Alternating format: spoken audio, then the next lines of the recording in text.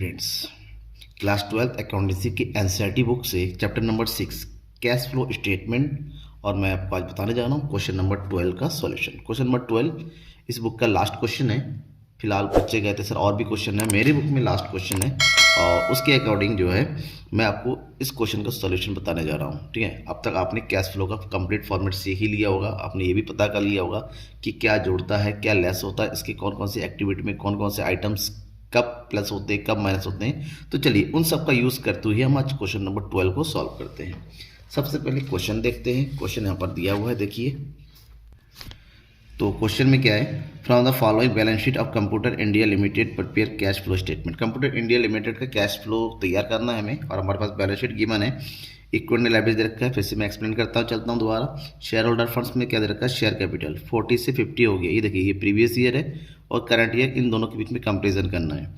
Share capital बढ़ रहा है, दिस वन फाइनेंसिंग एक्टिविटी, ठीक है ना, 10,000 फाइनेंसिंग एक्टिविटी में इनफ्लो है। रिजर्व एंड सरप्लस 3,000 है, 3,700 क्योंकि प्रॉफिट इंक्रीज हुआ है। नॉन करंट लाइबिलिटीज में डिवेंचर दे रखा है, फाइनेंसिंग एक्टिविटी में आएगा, 500 का डिवेंचर बढ़ गया है। साथ ही साथ डिवेंचर पर 10% लिखा हुआ है, दैट मीन्स हमें इंटरेस्ट भी कैलकुलेट करना होगा। बट आगे बढ़ते पूरा क्वेश्चन पढ़ लेते हैं।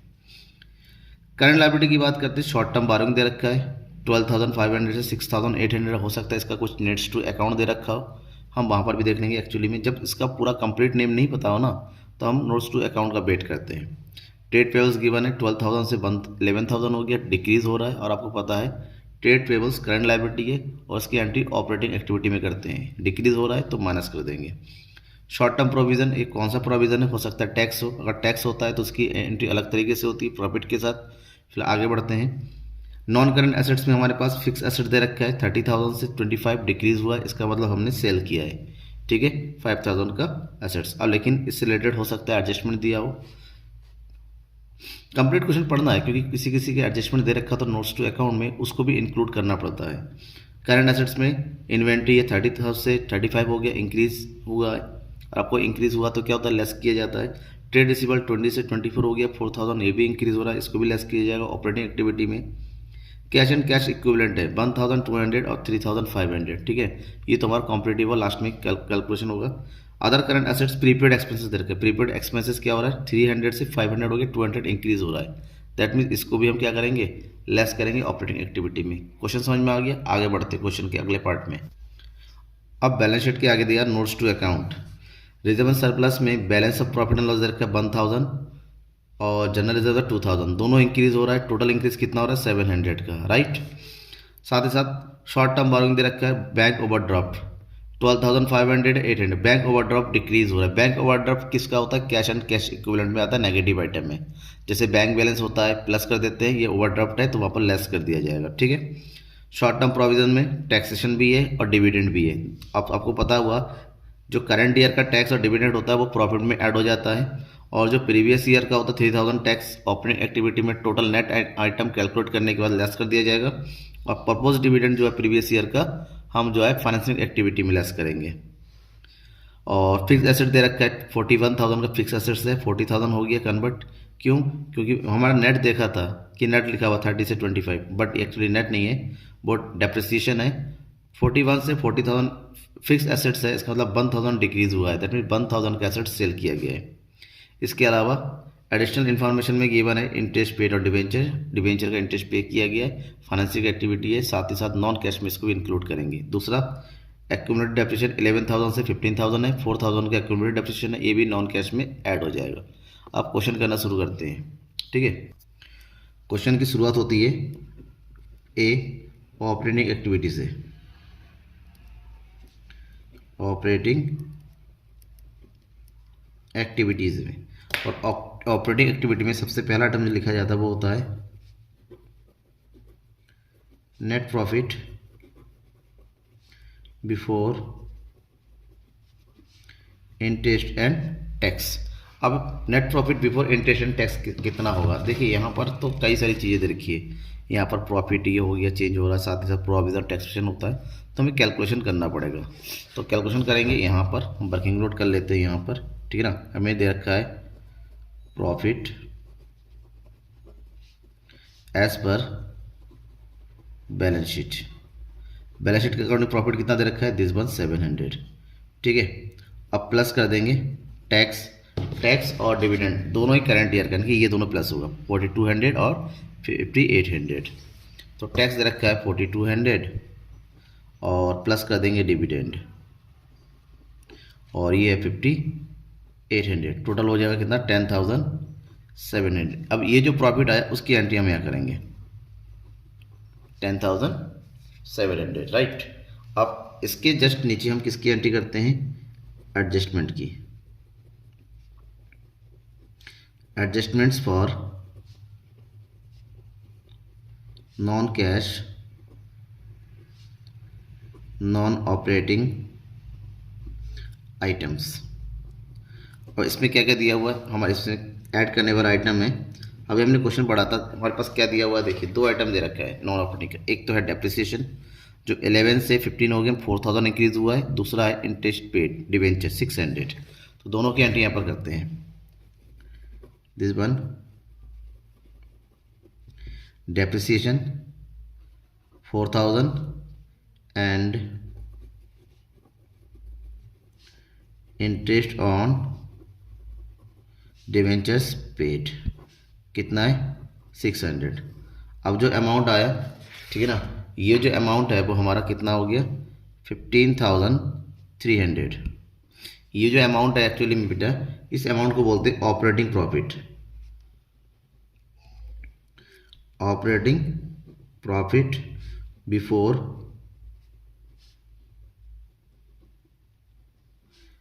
Working capital change.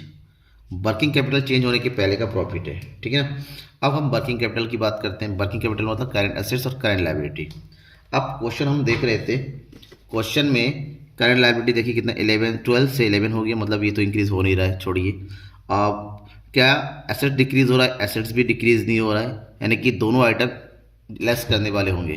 क्यों, प्लस वो होता है जब लायबिलिटी इंक्रीज हो और एसेट डिक्रीज हो, ऐसा कुछ नहीं हो रहा है तो हम डायरेक्ट क्या कर देंगे लेस। लेस में क्या आ जाएगा, सबसे पहले इंक्रीज इन करंट एसेट्स। अब करंट एसेट्स में क्या क्या दे रखा है, करंट एसेट्स में जो इंक्रीज हो रहा है देखिए इन्वेंट्री इंक्रीज हो रहा है 30 से 35, 5000 का इन्वेंट्री है, तो यहां लिखते हैं हम इन्वेंट्री कितना है 30 से 35,000, दैट मीन्स 5000 का नेगेटिव। साथ ही साथ क्या हो रहा है ट्रेड रिसीवेबल 20 से 24 हो गया, ट्रेड रिसीवेबल दिस वन 4000। यहाँ पर प्रीपेड एक्सपेंसेस वो भी इंक्रीज हो रहा है, तो प्रीपेड एक्सपेंसेस की एंट्री कर देंगे, प्रीपेड एक्सपेंसेस दिस वन 200। इसके अलावा देखिए ट्रेड पेबल 12,000 से 11,000 हो गया, 1,000 का ट्रेड पेबल डिक्रीज हो रहा है, और डिक्रीज इन करंट लायबिलिटी वो भी लेस होता है, डिक्रीज इन करंट लायबिलिटी, जिसमें क्या दे रखा है ट्रेड पेबल, वो भी कितना डिक्रीज हो रहा है 1,000। ओके, कुछ भी इंक्रीज नहीं हो रहा है, मतलब कुछ भी यहाँ पर ऐड वाला आइटम नहीं है। तो टोटल करेंगे, अब इसका टोटल करेंगे तो कितना आ रहा है देखिए, जिसको टोटल करेंगे तो ये हो रहा है 15,300 में इन सबका टोटल है कि 5,000, 9,000, 10,000, 10,200 को लेस कर दीजिए, ठीक है। तो 15,300 में से 10,200 को लेस करेंगे तो हमारे पास बचेगा 5,100, ठीक है। ये जो आया है इसको हम बोलते हैं cash generated in operating activities. अब इसमें एक चीज़ ध्यान रखिएगा, क्योंकि प्रोविजन फॉर टैक्स दे रखा है, हमने यहाँ पर एक टैक्स करंट ईयर का ऐड कर दिया था, जो प्रीवियस ईयर का बचा हुआ उसको लेस कर देंगे, दैट मीन्स टैक्स पेड। और प्रीवियस ईयर का टैक्स कितना बचा हुआ देखिए, यहाँ पर हमने इसको प्लस कर दिया था 4,200 को, 3,000 को लेस कर देंगे, तो यहाँ पर 3,000 लेस कर देंगे, तो जो नेट अमाउंट बचेगा, ये जो नेट अमाउंट कितना हो रहा है 2,100, इसको बोलेंगे हम net cash flow from operating activities, right. ये हमारा ऑपरेटिंग एक्टिविटी कंप्लीट होता है। इसके बाद होता है सेकेंड वाला, दैट इज इन्वेस्टिंग एक्टिविटी। अब आपको याद रखना होगा इन्वेस्टिंग एक्टिविटीज़ में क्या आता है। इन्वेस्टिंग एक्टिविटीज़ में selling and purchasing of fix assets आता है, और हमारे पास फिक्स एसेट्स के नाम पे केवल एक ही इन्फॉर्मेशन दे रखा है। यहाँ पर देखिए, जो 41 से कितना हो रहा है, 40,000 हो रहा है। ये तो डेप्रिसिएशन है, इसकी एंट्री ऑलरेडी कर चुके हैं। तो 41,000 से 40,000 हो रहा है, यानी कि डिक्रीज हो रहा है फिक्स एसेट 1,000 का। तो ये जो डिक्रीज है 1,000 का, इसका मतलब सेल किया गया है। सेल करने से अमाउंट आता है, दैट इज इनफ्लो। तो इसकी एंट्री करेंगे proceeds from sale of fix assets. कितना सेल किया, 1,000।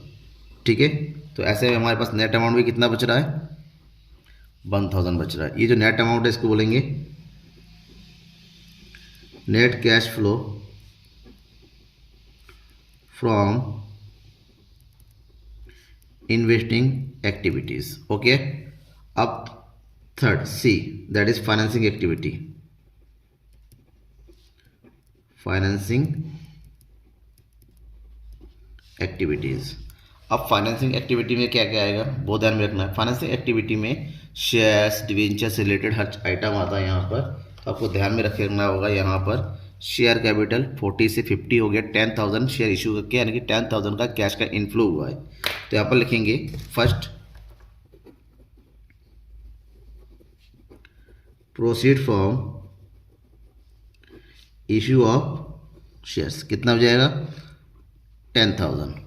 सेकेंड डिवेंचर भी इशू हुआ है, 6,000 से 6,500 हो गया है, that means proceed from issue of 10% debentures, this one 500। इसके अलावा इंटरेस्ट पे किया गया है, इंटरेस्ट ऑन डिवेंचर पेड। कितना इंटरेस्ट पे किया गया था, 600, क्वेश्चन में देखिए दिया हुआ है। इसके अलावा डिविडेंड पे किया जा रहा है, डिविडेंड पेड। डिविडेंड कितना पे किया गया, आप देखिए डिविडेंड में हमने करंट ईयर का ऐड कर दिया था ऊपर। अब 5,000 का पेमेंट किया, 5,000 की एंट्री यहाँ पर करेंगे, 5,000। ठीक है ना, और कुछ आइटम है क्या इसके अलावा, और कुछ भी नहीं है। तो हम क्या करेंगे, इसको अब कैलकुलेट करेंगे। तो ये दोनों हो गया 10,500, ठीक है, और ये हो गया 5,600। 10,500 में से 5,600 को अगर माइनस करते हैं तो 15 में से 6 गया, कितना बचेगा, 9, और इधर बचेगा आपका 4, यानी कि 4,900 का कैश फ्लो हो रहा है। तो इसको बोलेंगे net cash flow from financing activities.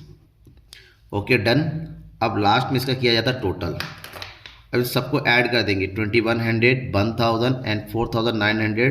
तो टोटल करेंगे, ये हमारे पास आ रहा है 8,000। तो ये जो 8,000 हो रहा है बेटा, ध्यान रखिए, इसको बोलेंगे net increase in cash and cash equivalents. Okay, क्या क्वेश्चन कंप्लीट हो गया, नहीं, क्योंकि अब हमारा कैश एंड कैश इक्विवेलेंट की ओपनिंग और क्लोजिंग बैलेंस की बारी है। अब इतना करने के बाद हम लास्ट में आएंगे, ऐड कर देंगे। ऐड क्या ऐड करेंगे, cash and cash equivalents in the beginning of the year. अब कैश दो तरीका है, एक तो कैश इन हैंड दे रखा है हमारे पास, और कैश इन हैंड का नेट बैलेंस हमारे पास कितना दे रखा है वो देखिए बुक में। ठीक है, अब बुक देखेंगे, हमारे पास जो कैश बैलेंस हो रहा है ओपनिंग का, ये हो रहा है 1,200। ठीक है ना, तो 1,200 तो यहाँ लिख दिया हमने। बट जो बैंक ओवरड्राफ्ट दे रखा है कितना, 12,500, नेगेटिव बैलेंस है, तो यहाँ पर बैंक ओवरड्राफ्ट भी डाल देंगे,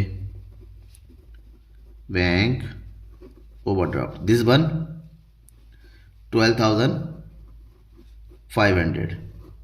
ठीक है, कितना हो रहा है, 12,500। तो इन दोनों को प्लस करेंगे तो नेट अमाउंट कितना आ रहा है, 11,300। ठीक है, 11,300। तो हमारे पास नेट इंक्रीज 8000 हुआ, नेगेटिव बैलेंस आ रहा है 11300। अब इन दोनों को प्लस माइनस करेंगे तो हमारे पास नेगेटिव बैलेंस बचेगा 3300। अब ये 3300 हमारा किसके बराबर होना चाहिए? क्लोजिंग कैश बैलेंस के बराबर होना चाहिए। That means cash and cash equivalence at the end of the year. अब देखिए एंड ऑफ द ईयर में क्या दे रखा है? कैश कितना दिया हुआ है हमारे पास? कैश एंड कैश इक्विवेलेंट कितना दे रखा है? 3500। हमने यहाँ पर 3500 की एंट्री कर दिया। अब बैंक ओवरड्राफ्ट भी दे रखा है। अब बैंक ओवरड्राफ्ट कितना दे रखा है वो देखिए, बैंक ओवरड्राफ्ट दे रखा है 6800।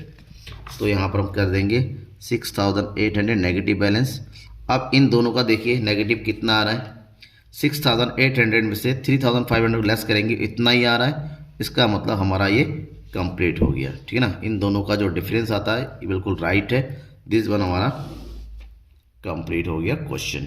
ओके, समझ में आ गया? कोई भी डाउट रहता ना बेटा बिल्कुल कमेंट बॉक्स में अपने कमेंट को लिख के बताइए क्या समझ में नहीं आया आपको, कौन सा टॉपिक पर छूट रहा है, कौन से पॉइंट में आपको प्रॉब्लम आ रही है। उस पॉइंट को क्लियर करने की मैं पूरी से पूरी कोशिश करूँगा। Thank you everyone, good evening, good night.